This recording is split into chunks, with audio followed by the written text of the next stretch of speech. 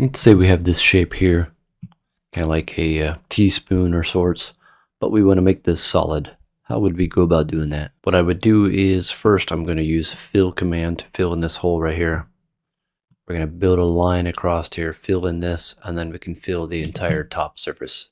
So let's start with the first one. So go over here, do the drop down, go to fill, click on that, fills it.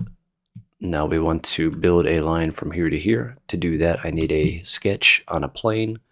I'm going to click on my top plane, create a sketch, and then I will connect those 2 points together, here to here. Okay, escape to get out of that. Finish this. Now we can fill this.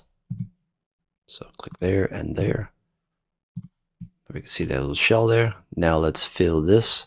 And once I fill this, we will see it becomes solid after that. So let's do a fill on the top. So one easy way to do this is click this little plus. We can go to edges, and then we can go to loop chain connected, selection, choose that, and notice everything was checked and selected. Add selection, green check. That's our new solid body. Now you think it's hollow inside, but actually all the pieces are sewn together and they are one piece now.